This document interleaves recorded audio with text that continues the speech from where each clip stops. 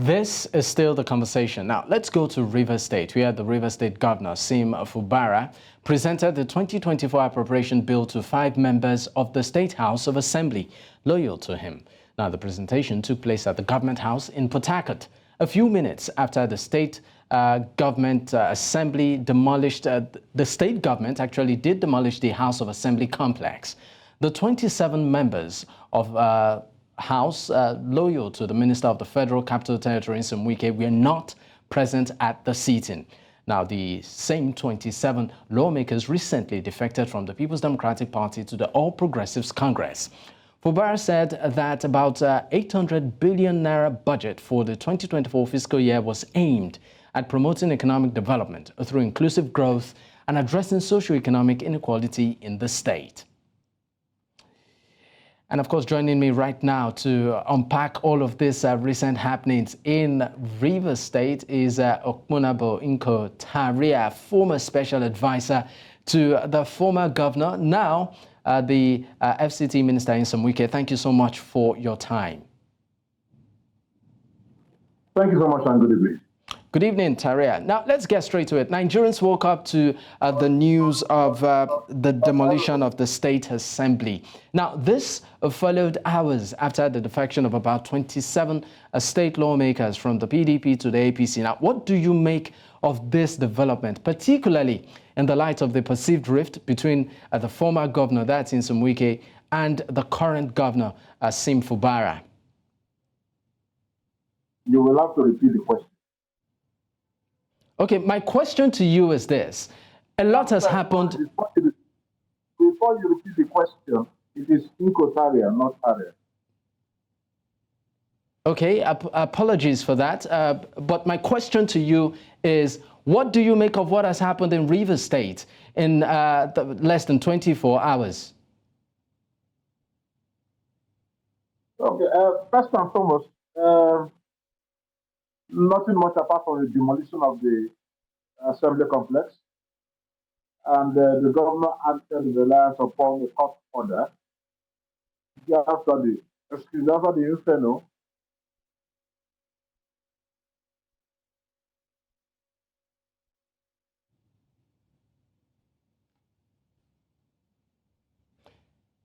Please, Inko Taria, are you there? Okay, apparently, I guess we are having issues connecting with our guest at this time. So at this point, of course, we'll just keep you up to speed with the happenings in Rivers State at the moment. Okay, are you there, Inko Taria? I'm here. Okay, we lost you for a moment. Okay, so the acted according to court order, because Justice Danarago had ordered that the place is no longer habitable and must be demolished. Probably they also based their argument on reports and advices from experts. When I say experts in the construction industry, such as engineers and architects. So the court ordered and the governor acted in reliance upon the court order to demolish it, so as to ensure that lives are saved, because the court said the place was no longer habitable. And that was what led to that demolition of the assembly complex. Okay, now we also saw that today the Rivers State Governor, that's Siminalayi Fubara, presented the 2024 Appropriation Bill to 5 members of the State House of Assembly loyal to the governor, with the 27 defected members absent. Now, some have questioned the validity of this process. What's your take? What validity are we talking about? The speakership saga was subjected to the clinical prognosis of the legal lab, and the court, in the loftiness of its wisdom, said Eddie was the real actual speaker of the House of Assembly. And when he assumed office as the Speaker of the House of Assembly, after the court order, these other 27 persons are suspended. And it might interest you to know that out of the 27 persons, 2 other persons have refused to defect to the APC. So which invariably means that they have pledged their loyalty to Governor Fubara. That is the what one can extrapolate from that. So if the other members have been suspended from the House of Assembly and the governor has to present the budget, what do you expect him to do? He's going to present the budget to the House of Assembly with members, with those that are not suspended but are still sitting members of the House of Assembly. And that was exactly what played out.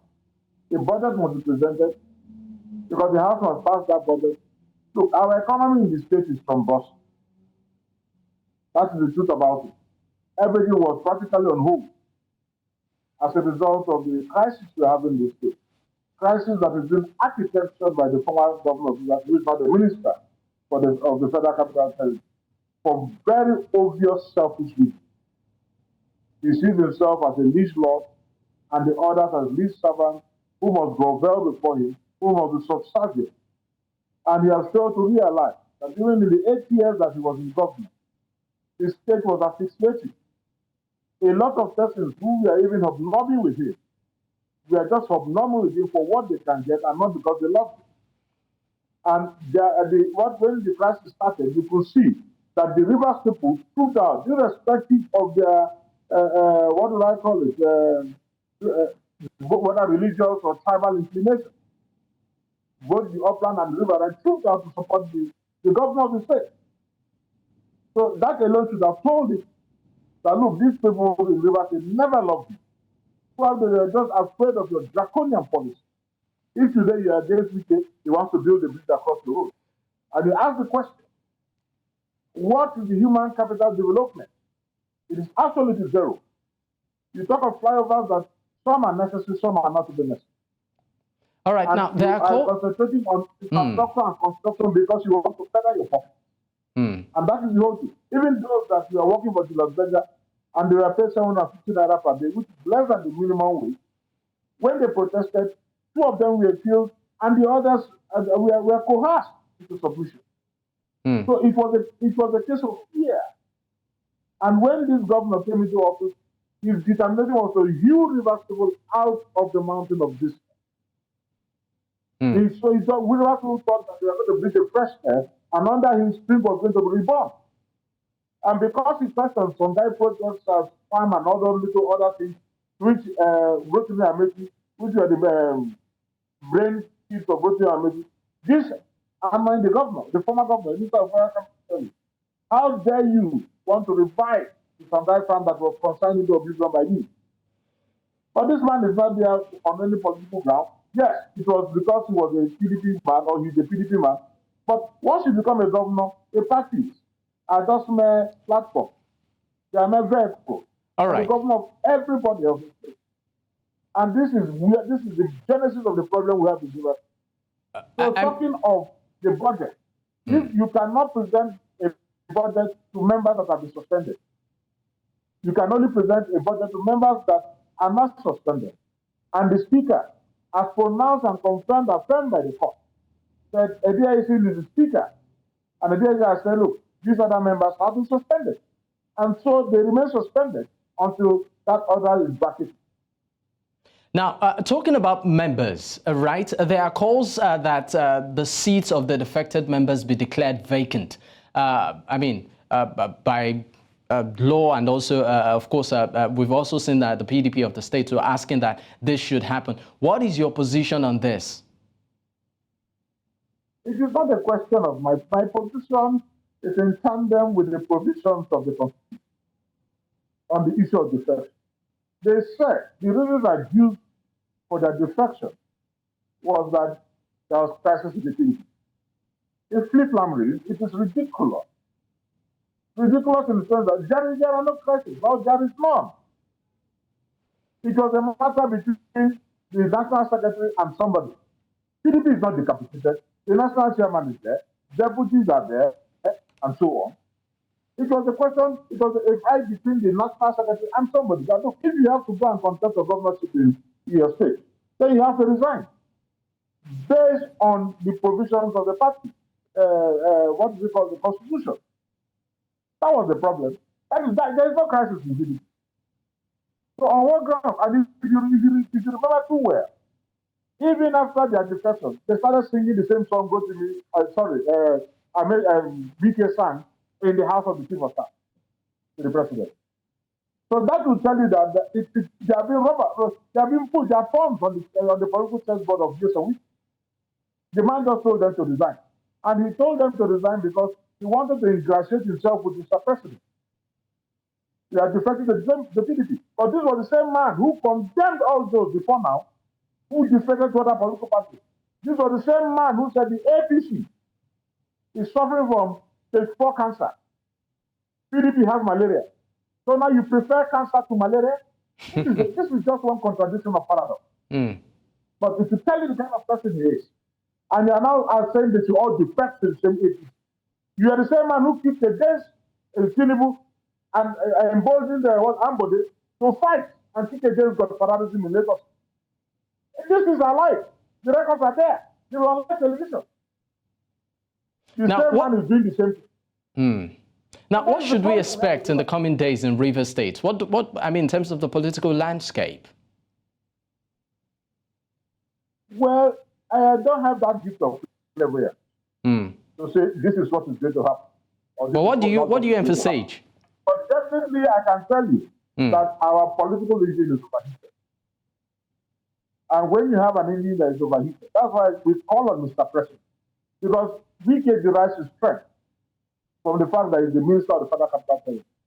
And right or wrongly, some persons who are still following him believe that he surreptitiously has the backing of Mr. President. And Mr. President should also understand that his leadership should be based upon the token of truth, candor, neutrality, and pacifying logic.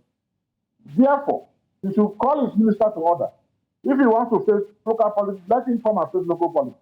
And once he dismisses him or cautions him, to a very large extent, I will tell you the truth that most of these problems are going to be addressed.